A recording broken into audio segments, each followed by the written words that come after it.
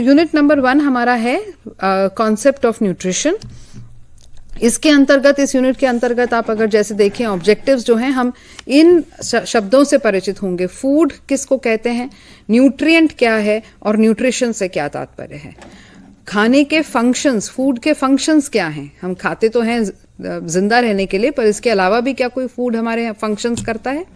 और हम ये हल्का सा ये समझ पाएंगे, ज्यादा गहराई में नहीं, कि फूड को किस प्रकार बॉडी जो है वो यूटिलाइज करती है। खाने का केवल मकसद केवल खाना ही नहीं है, खाने से बहुत सामाजिक और हमारे कल्चरल, मनोवैज्ञानिक और आर्थिक पहलू जुड़े हुए हैं। उनके ऊपर हम थोड़ी सी चर्चा करेंगे। और खाने, फूड, हेल्थ और डिजीज के बीच में क्या इंटर रिलेशनशिप है, क्या खाना व्यक्ति का स्वास्थ्य और बीमारी, इसके अंदर क्या रिलेशनशिप है, ये समझेंगे।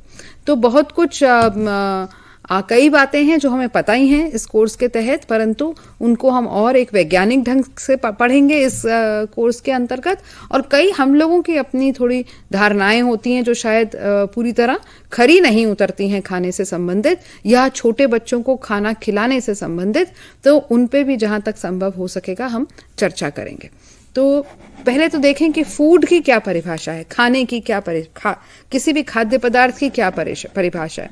तो कोई भी ऐसी वस्तु जो हमारी बॉडी को पोषण प्रदान करती है, पोषित करती है, वह खाना कहलाती है। और इसमें सॉलिड, सेमी सॉलिड या लिक्विड, ये सभी शामिल हैं। और जो भी कोई ऐसी चीज जिसको हम खा सकते हैं और हमें स्वस्थ रखने में जिसका हाथ है। अब स्वस्थता की भी जो डेफिनेशन है ये हम समझेंगे। स्वस्थता क्या केवल शारीरिक रोग का ना होना है, या इसमें कुछ और बातें भी सम्मिलित हैं, ये भी इस बात पे हम चर्चा करेंगे। तो खाने की ये परिभाषा देखने के बाद आइए देखें कि फूड के कार्य क्या हैं, खाद्य पदार्थ के कार्य क्या क्या हैं। तो सबसे पहला फंक्शन तो फूड का जो है वो है फिजियोलॉजिकल, यानी हमारी शारीरिक क्रियाओं से संबंधित। अब इसके अंदर भी, फिजियोलॉजिकल फंक्शन के अंदर भी हमारे चार मुख्य फंक्शन हैं। ऊर्जा प्रदान करना, एनर्जी गिविंग, शरीर का निर्माण करना, बॉडी बिल्डिंग, शरीर को सुरक्षात्मक तरीके से उसका रक्षा करना यानी प्रोटेक्टिव, और रेगुलेटरी फंक्शन यानी शरीर की विभिन्न क्रियाओं को रेगुलेट करने का फंक्शन। तो अब इसमें देखते हैं एनर्जी गिविंग से हमारा क्या मतलब है। तो हमारे को अपने कार्य, रोजमर्रा के कार्य के लिए हमें एनर्जी चाहिए, हमें ऊर्जा चाहिए होती है। और हम हर कार्य के लिए ऊर्जा चाहिए हमें, चाहे हम अपने दैनिक क्रियाएं कर रहे हैं, चाहे हम अपना सामाजिक कार्य कर रहे हैं, चाहे हम अपना ऑफिस का काम कर रहे हैं, चाहे घर पे काम काज कर रहे हैं, चाहे इवन हमें लगता है कि बैठ के जो व्यक्ति काम कर रहे हैं उतना उनका शारीरिक क्रिया नहीं हो रही है। एक फॉर एग्जाम्पल एक किसान या कोई एक जो मैनुअल लेबर कर रहा है, उसके अपेक्षा एक आदमी जो कुर्सी पे बैठ के कार्य कर रहा है उसको कम एनर्जी की जरूरत है, परंतु एनर्जी की सबको जरूरत है। तो एनर्जी गिविंग फंक्शन जो फूड है, ये जो है हमारे फूड के अंदर कुछ ऐसे न्यूट्रिएंट्स होते हैं जिनके कारण ये फंक्शन जो होता है हो पाता है। स्पेसिफिकली कार्बोहाइड्रेट और फैट से ये होता है, जिसके बारे में हम और विस्तृत जानकारी बाद में करेंगे। बॉडी बिल्डिंग यानी जब बच्चा पैदा होता है, या इवन जब बच्चा किस प्रकार, जब एक बच्चे का कंसेप्शन होता है तो एक सिंगल सेल ऑर्गेनिज्म होता है, वो केवल एक सेल, उस एक सेल से सेल डिवीजन होके एक पूरे बच्चे का निर्माण होता है। और बच्चा जब पैदा भी होता है तो उसके बाद वो कितना बड़ा होता है, तो इस बड़ा होने के अंतर्गत नई सेल्स, नई कोशिकाओं का निर्माण होता है, कोशिकाओं के आकार बढ़ते हैं, नए ऑर्गन्स का निर्माण होता है। तो ये सब कार्य संभव हो पाता है खाने के कारण। वंस अगेन, खाने के अंदर हमारे कुछ ऐसे तत्व हैं जिनका विशेष कार्य है शरीर का निर्माण करना या बॉडी बिल्डिंग। ये तत्व हैं प्रोटीन। इसके बारे में भी हम विस्तार से अगले आने वाले सत्रों में चर्चा करेंगे। इसके अलावा हम देखें तो हम कई बार व्यक्ति बीमार हो जाते हैं और कई व्यक्ति नहीं भी उतनी बार बीमार होते हैं। तो प्रोटेक्टिव फंक्शन ऑफ फूड से मतलब है कि बीमारियों के प्रति हमारी रोकथाम करने में फूड की भूमिका।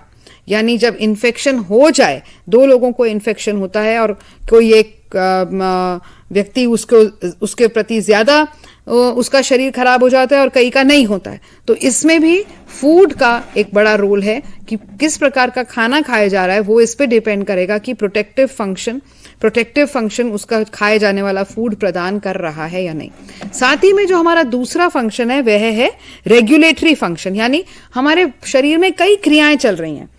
हार्ट, दिल धड़क रहा है, सारे शरीर को ब्लड सप्लाई कर रहा है, किडनी काम कर रही है, लंग्स काम कर रहे हैं, ब्रेन काम कर रहा है। इसके बारे में हम अवेयर भी नहीं हैं, परंतु ये सब क्रियाएं जो हो रही हैं, ये सब इन्हीं के कारण जो हमारा शरीर है वो एक संतुलन में चल रहा है। सारा शरीर का विभिन्न प्रोसेसेस जो हैं वो रेगुलेशन में है। पेट खाना डाइजेस्ट कर रहा है और सारी जो इंद्रियां हैं वो मैसेजेस आदान प्रदान कर रही हैं। तो ये सब जो चीजें हैं इसको हम कहते हैं रेगुलेटरी फंक्शन ऑफ फूड। और ये रेगुलेटरी फंक्शन ऑफ फूड भी जो हमारा फूड के अंदर जो हमारा स्पेशल न्यूट्रिएंट हैं, जिसको हम कहते हैं कि विटामिन्स और मिनरल्स, उनके हिसाब से उनके कारण ये प्रोटेक्टिव और रेगुलेटरी फंक्शन जो है वो हमारा होता है। तो यहीं पे यही बात आगे और यहाँ स्लाइड में लिखी है। एनर्जी गिविंग वाले न्यूट्रिएंट्स हमारे हैं कार्बोहाइड्रेट और फैट। जो हमारे ग्रोथ और डेवलपमेंट के लिए हैं, बॉडी बिल्डिंग, वो हैं प्रोटीन। अब आप कहेंगे कि हम तो बड़े हो गए, अब हमारी तो बॉडी ने और ग्रो नहीं करना, तो हमें क्या प्रोटीन की जरूरत है? तो हमें है प्रोटीन की जरूरत इवन एज अडल्ट, चाहे हमारी बॉडी ने अब और ग्रो नहीं करना है, क्योंकि हमारे जो बॉडी के टिश्यूज हैं ये टूटते रहते हैं, ये पुराने होते हैं और ये रिप्लेस होते रहते हैं। तो जो पुराने टूटे हुए टिश्यू के स्थान पे नया टिश्यू का निर्माण जो होना है, चाहे भले ही हमारे को अब और हमारी बॉडी ग्रोथ उस तरीके से नहीं हो रही है, क्योंकि परंतु रोज के रखरखाव में जो बॉडी के सेल्स डैमेज हो रहे हैं और जो दोबारा नए सेल्स बन रहे हैं, वो भी बॉडी रिपेयर, वो भी एक किस्म की बॉडी रिपेयर के अंतर्गत आते हैं, बॉडी ग्रोथ के अंतर्गत आते हैं, और उसके लिए हमें प्रोटीन की आवश्यकता है। Protective and regulatory function of food, जैसे मैं बोल रही हूँ, ये विटामिन्स और मिनरल्स करते हैं कि हमारे को इन्फेक्शन से बचा के रखते हैं, और हमारे बॉडी सिस्टम्स जो इन्फेक्शन को फाइट करते हैं उनकी प्रॉपर फंक्शनिंग के लिए भी ये प्रोटेक्टिव और रेगुलेटरी फंक्शन जो फूड है, इसमें ये विटामिन और मिनरल की अगर हमारी कमी रहेगी तो हमारा ये वाला फंक्शन जो है ये हमारा थोड़ा कम हो जाएगा। और बीमारी से कितनी जल्दी हम वापस रिकवरी करते हैं ये भी हमारे खाने के ऊपर आधारित होता है। रेगुलेटरी फंक्शन मतलब जो beating of the heart, maintenance of temperature, या हमारे मसल्स जो हैं, जब हम चलते फिरते हैं तो हमारे मसल्स का सिकुड़ना और एक्सपैंड होना, ये भी रेगुलेटरी फंक्शन जो है ये भी फूड के द्वारा ही हमारा हो पाता है।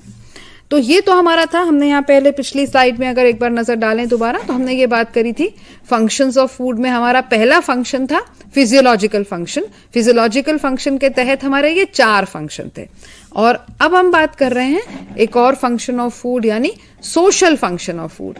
अब ठीक है, खाना तो हम हमारा शरीर, हम जिंदा रहें, हमारा शरीर सुचारू रूप से चले इसलिए खाते हैं, परंतु केवल इसीलिए नहीं खाते, वरना तो फिर हम अकेले बैठ के अपने कमरे में खाना खा लेते, किसी और से कोई लोगों को हम आमंत्रित ना करते अपने घर खाना खाने पे।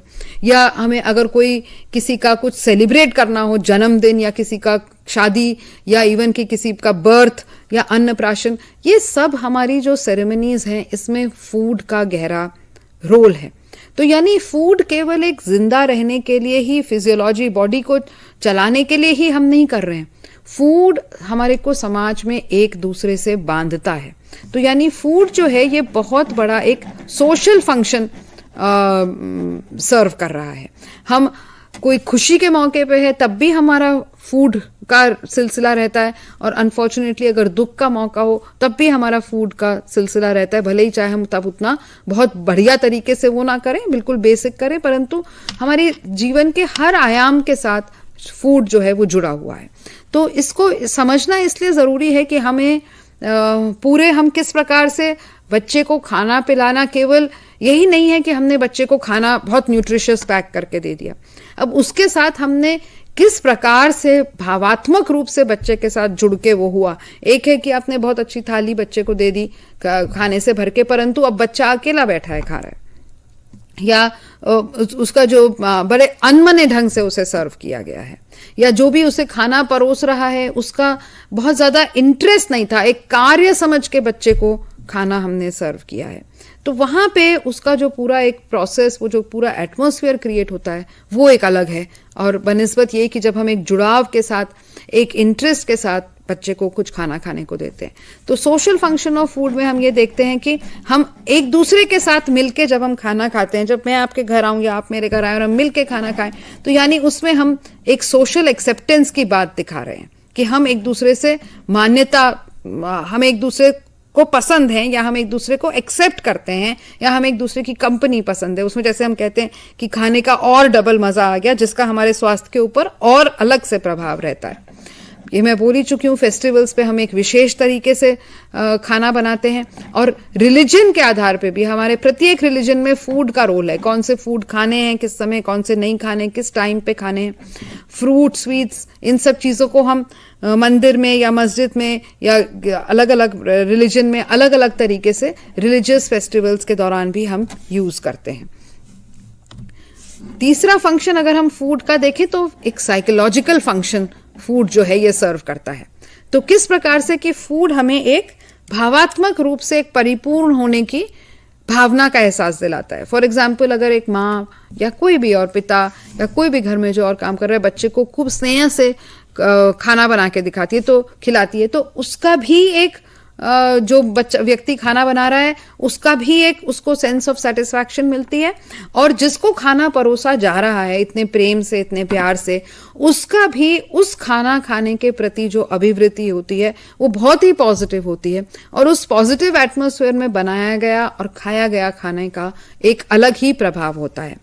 एक तो ये हो गया साइकोलॉजिकल या मनोवैज्ञानिक आयाम, और एक और मनोवैज्ञानिक आयाम अगर हम उदाहरण लें खाने का किस प्रकार से प्रभाव पड़ता है, तो वो ये कि कई बार जैसे मान लीजिए हम बहुत घबराहट में हैं, तो कई लोग घबराहट में बहुत ज्यादा खाते हैं और कई लोग घबराहट में बहुत कम खाते हैं। तो हमारी मनोवैज्ञानिक स्थिति क्या है, इसका प्रभाव भी हमारे खाने की प्रक्रिया पे पड़ता है। और उल्टा भी कह सकते हैं हम कि मान लो हमारी मनोवैज्ञानिक स्थिति किसी प्रकार की है, और जब मान लो हमें कोई हमारा चहेता व्यक्ति हमें कुछ मनपसंद खाने को बना के हमें परोसता है, तो उस समय हमारी जो तो हमारा मनोवैज्ञानिक स्थिति अभी थोड़ी लो थी, साइकोलॉजिकली हम थोड़ा सा लो फील कर रहे थे, that becomes a bit positive. तो यही यहाँ पे हमने स्लाइड में भी बात की है कि जब माँ बच्चे की फेवरेट डिश बनाती है तो बच्चे को आभास होता है कि माँ मुझे प्यार करती है। आपस में लोग खाना शेयर करके, हम ऑफिसेज या लंच में या इवन स्कूल में खाते हैं, तो वो एक फ्रेंडशिप का हमारा नजरिया वहां पे दिखता है। और हमारा जब मान लो कई बार ऐसा भी होता है कि हम कहते हैं कि कोई बच्चे ने कोई विशेष कार्य करके दिया, तो हम उसके लिए माँ जो है वो एक स्पेशल तरीके का खाना भी बना के दे सकती है। अब इस सब बात में देखिए ये भी है कि जब आप चाइल्ड केयर केंद्र में कार्य कर रहे हैं, और खासकर अगर हमारे सेंटर में या हमारे स्कूल में बच्चों को खाना बांटने का प्रावधान है, कोई मिड डे मील का प्रावधान है, या अगर बच्चे अपने आप भी घर से खाना लाए हैं, तो किस प्रकार का हमने सोशल और साइकोलॉजिकल एटमॉस्फेयर क्रिएट किया है खाने के समय, ये सब बातों का हम वहां पे रिलेट करें कि कैसे हमने वहां पे एक भावात्मक माहौल शुरू किया है। क्या ऐसा तो नहीं कि हम कोई बच्चों को अलग अलग ग्रुप में किसी आधार पे बांटते हैं और सब बच्चे एक साथ नहीं हैं? क्या ऐसा तो नहीं कि अलग अलग ग्रुप या अलग अलग वर्ग के बच्चे अलग अलग खाना खा रहे हैं? अगर हम ऐसा करते हैं तो कहीं ना कहीं ऐसा करने से बच्चों के अंदर एक हीनता की भावना को हम क्रिएट कर रहे हैं, क्योंकि बच्चे के मन में आएगा कि अगर सारे बच्चे इधर बैठे हैं तो मैं अलग थलग इधर क्यों बैठा हूं।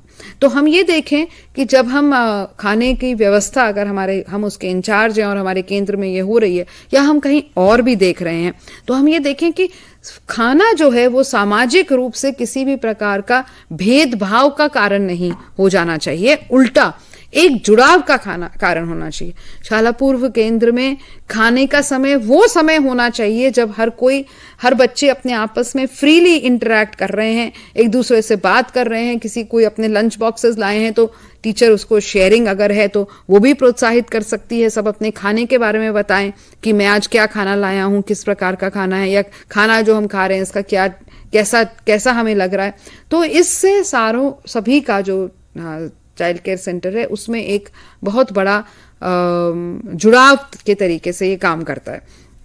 और कई बार हम बच्चों को शायद फोर्स भी करते हैं खाना खाने के लिए, तो इसको भी हमें बहुत सोच समझ के ये काम करना है कि हम उस समय बच्चे का मनोवैज्ञानिक पहलू पे बहुत हमें ऊपर उभर के आएगी ये बात कि फोर्स किया जाए या ना किया जाए, क्योंकि हो सकता है कि बच्चे को सच में ही उस समय खाने की भूख ना हो या उसको सच में ही ये भोजन अरुचिकर लग रहा हो। दूसरी तरफ ये भी बात हो सकती है कि बच्चे को हो सकता है आजकल जैसे बिल्कुल बाहरी खाने का बात है, तो बाहर का ही खाना पसंद आता है, जो भी घर से या घर वाला जैसा खाना होता है वो नहीं मिल रहा है, तो नहीं पसंद आ रहा है। तो दोनों केस में आपको एक बहुत सिचुएशन को देखते हुए ये देखना होगा कि किस प्रकार से बच्चे के साथ निपटा जाए। अगर बच्चा खाने के प्रति कुछ विरोध कर रहे हैं, नहीं खाना चाह रहे हैं, तो उसका कारण क्या है। और वो एक दिन की ही बात नहीं होगी, एक दिन हो सकता है बच्चा को ठीक ना लग रहा हो, ना खाना चाहे, अलग बात, बट एज अ रूटीन अगर बच्चे इसमें कुछ थोड़ा सा आनाकानी करते हैं या किसी प्रकार का खाना पसंद नहीं करते हैं, तो फिर आपको उसमें थोड़ा और गहराई से देख के माता पिता से बात करते हुए उस चीज को और थोड़ा सा समझना होगा। तो खाने के ऊपर ये बात करते हुए आइए अब रिलेटेड दूसरी बात पे चलें कि पोषण से हमारा संबंध मतलब क्या है। खाने के तो हमने परिभाषा कर ली, खाने की बात भी समझ ली, तो पोषण शब्द से समझते हैं हमारा क्या मतलब है। तो पोषण वो साइंस है जो खाद्य पदार्थ के बारे में है। खाद्य पदार्थ केवल हर एक खाद्य पदार्थ में किस प्रकार का न्यूट्रिशन है, ज्यादा खाने से क्या लाभ है, कम खाने से क्या लाभ है, क्या न्यूट्रिएंट है, क्या पोषक तत्व है हर खाने में, क्या और अन्य सब्सटेंस हैं खाने में, ये सब पोषक तत्व जो खाने में हैं ये एक दूसरे के साथ कैसे एक्शन, इंटरैक्शन और बैलेंस इनका किस प्रकार होता है। यानी यदि हम ज्यादा प्रोटीन खा लें तो क्या उसका कोई कार्बोहाइड्रेट पे प्रभाव है, अगर ज्यादा कार्बोहाइड्रेट खा लें तो क्या प्रोटीन पे प्रभाव है, अगर एक किस्म का मिनरल खा लें तो क्या दूसरे पे प्रभाव है। ये सब का जो इंटरैक्शन और रिलेशन है, यह सब भी न्यूट्रिशन जो साइंस है उसके अंतर्गत आता है। और खाने का हेल्थ और डिजीज, बीमारी, स्वास्थ्य और बीमारी से खाने का क्या रिलेशनशिप है, यह भी न्यूट्रिशन साइंस के अंतर्गत आता है। साथ ही न्यूट्रिशन साइंस में हम ये भी पढ़ते हैं कि किस प्रकार खाना जो जीव है वो खाता है, किस प्रकार वो डाइजेस्ट होता है, डाइजेस्ट होने के बाद किस प्रकार वो हमारी कोशिकाएं उसको अब्जॉर्व करती हैं, पेट से अब्जॉर्ब होके और आंतों से अब्जॉर्ब होके कैसे खाना अलग अलग जगह पे पहुंचता है और अलग अलग बॉडी के ऑर्गन्स में पहुंच के न्यूट्रिएंट का यूटिलाइजेशन किस प्रकार होता है और फिर एंड प्रोडक्ट का डिस्पोजल बॉडी से किस प्रकार होता है। तो यह सब तो पूरी एक फिजिकल क्रिया है जिससे न्यूट्रिशन की बात है, परंतु न्यूट्रिशन इसके साथ साथ न्यूट्रिशन में सामाजिक आयाम भी हैं, क्योंकि व्यक्ति क्या खाते हैं ये उनके सामाजिक, आर्थिक और कल्चरल बैकग्राउंड पर भी डिपेंड करता है। हर वर्ग के व्यक्ति के खाने के तरीके, क्या खा पाते हैं वो, क्या खरीद पाते हैं, इसमें भी बहुत फर्क होता है। और हर वर्ग के खाने के मनोवैज्ञानिक पहलू क्या हैं, उससे क्या जुड़े हुए हैं, यह सब भी जो है साइंस ऑफ न्यूट्रिशन के तहत ये आता है। तो फूड और न्यूट्रिशन दोनों ही साथ में जुड़े हुए हैं। न्यूट्रिशन यानी पोषण, खाना किस प्रकार से हमें पोषण प्रदान करता है और उसके क्या अलग अलग आयाम है, किस प्रकार अलग अलग आयु वर्ग के लिए खाना डिफरेंट है, क्या किस प्रकार अगर हर सामाजिक आर्थिक वर्ग के लोग की खरीद पाने की क्षमता कम होती है, तो किस प्रकार से अगर हमारे पास बहुत आर्थिक क्षमता नहीं भी है खरीद पाने की, तो हम किस प्रकार से न्यूट्रिशियस फूड, पोषक खाना फिर भी खा सकते हैं। यह सब बातें साइंस ऑफ न्यूट्रिशन में आता है और इन सभी के ऊपर हम अपने बाल केंद्र के बच्चों के साथ कार्य करते हुए इस नजरिए से हम इस पाठ्यक्रम में इनके ऊपर सब चर्चा भी करेंगे। तो मैंने बात की थी आपको कि nutrition is the science of action, interaction and balance between the nutrients. इस बात को थोड़ा सा और समझ लें कि जो पोषक तत्व हैं उनका एक्शन, दो पोषक तत्वों के बीच में अंतक्रिया, इंटरैक्शन, और दो या दो से अधिक पोषक तत्वों के बीच में उनका बैलेंस बनाना, यह सब साइंस न्यूट्रिशन साइंस कहलाता है। इसको थोड़ा और समझते हैं। तो पहले तो हम ये समझें कि जो ये पोषक तत्व हैं, खाने में पोषक तत्व हैं, खाने में जो पोषक तत्व हैं उनको दो में विभाजित किया जाता है, मैक्रोन्यूट्रिएंट और माइक्रोन्यूट्रिएंट। मैक्रो यानी बड़ा, माइक्रो माने छोटा, न्यूट्रिएंट माने पोषक तत्व। अब क्या मतलब हुआ मैक्रोन्यूट्रिएंट का? मैक्रोन्यूट्रिएंट यानी जिनकी शरीर को काफी अमाउंट में आवश्यकता है, और मैक्रोन्यूट्रिएंट मतलब जिनकी शरीर को छोटे अमाउंट में आवश्यकता है, परंतु इस बात से हम ये ना समझें कि माइक्रो न्यूट्रिएंट की शरीर को छोटे अमाउंट में आवश्यकता है तो यानी उनका रोल कम है, ऐसा नहीं है। वो उतना ही इंपॉर्टेंट है, हमें कम चाहिए, बहुत कम मात्रा में चाहिए, परंतु अगर वो बहुत कम मात्रा हमें नहीं मिलती है तो शरीर में गड़बड़ हो जाती है। और मैक्रो न्यूट्रिएंट यानी हमें उसको ज्यादा मात्रा में, अपने रोज के दिन में काफी ज्यादा मात्रा में उसकी आवश्यकता है।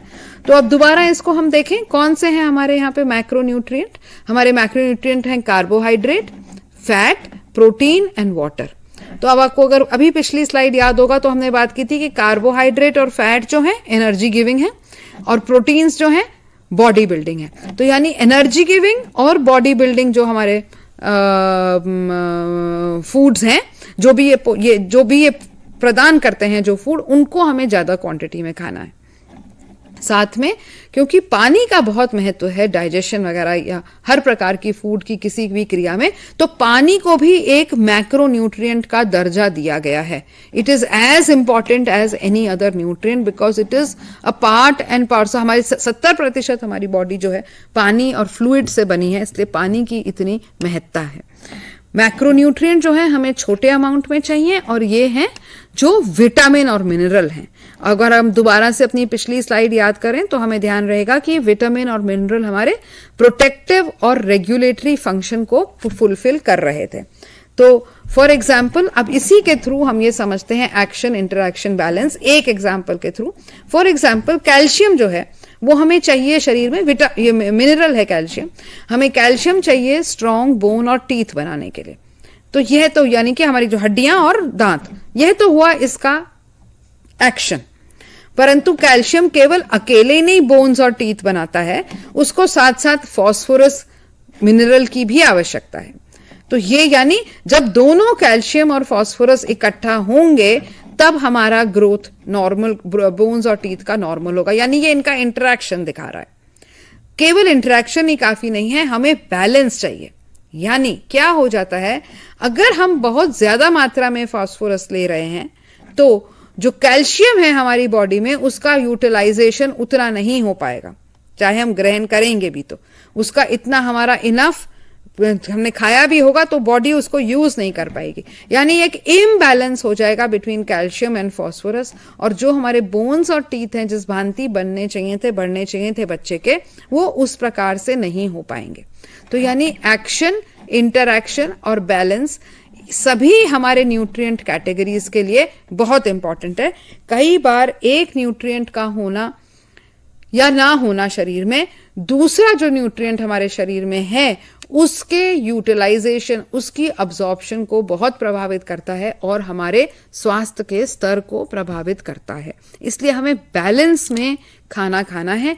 आगे आगे जैसे हम पढ़ेंगे तो हम बैलेंस डाइट की संरचना का कॉन्सेप्ट भी यहीं से निकल के आता है कि हमारे को जितनी आवश्यकता है उस आवश्यकता में हमारा खाना ऐसा हो कि हमें विभिन्न मैक्रोन्यूट्रिएंट और माइक्रोन्यूट्रिएंट प्रदान करे।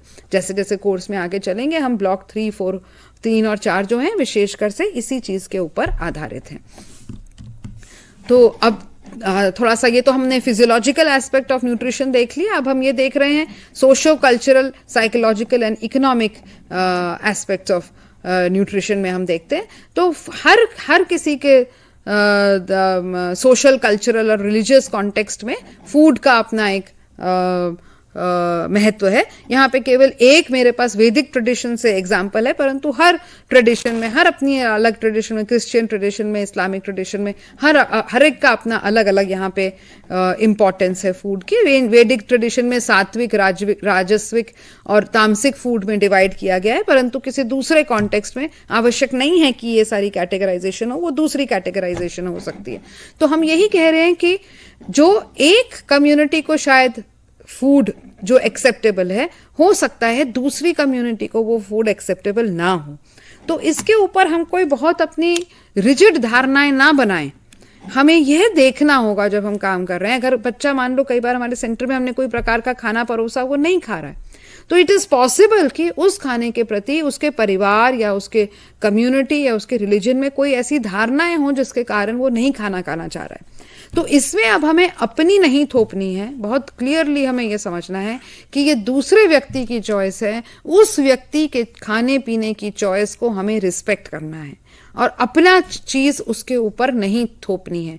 कोई भी, हम लोग कई बार खाने को लेके व्यक्तियों को अच्छा या बुरा साबित करते हैं, तो ये बहुत ही गलत बात है, क्योंकि कहीं का भी खाना, जो भी लोग कहीं पे भी खाना खाते हैं, वो उनकी जो आसपास की फिजिकल एनवायरनमेंट है, वहां क्या मिलता है, वहां क्या उगता है, वहां के उस कम्युनिटी की क्या धारणाएं हैं, वहां क्लाइमेट कैसी है, सर्दी है या गर्मी है, इस सब के ऊपर निर्भर करता है। आखिर विश्व में सभी मनुष्य जो हैं वो अपने आसपास की सराउंडिंग से एक सामंजस्य स्थापित करके अपने खान पीन करते हैं। तो किसी के भी खान पीन को हमें ऊंचा या नीचा नहीं देखना है, ये एक बहुत बड़ी इंपॉर्टेंट बात है। और हमें जो पसंद या नापसंद है उससे सामने वाले की पसंद या नापसंद को तोलना नहीं है। जो ये food is a personal choice, आप जो व्यक्ति अपने आप खाना खा रहा है वो उसकी पसंद है, हमें उस पर कुछ थोपना नहीं है। ये बात बहुत जरूरी है, क्योंकि आप as teachers of young children बहुत ही जल्दी both positive and negative attitudes बच्चे अब्सॉर्ब कर लेते हैं और इस बच्चे पॉजिटिव और नेगेटिव एटीट्यूड्स अब्सॉर्ब कर लेते हैं, और इसको हमें यहीं से ही उनको हमें बिल्कुल एक सभी के प्रति, सभी के खान पीन के प्रति एक रिस्पेक्ट का रवैया यहीं से बताना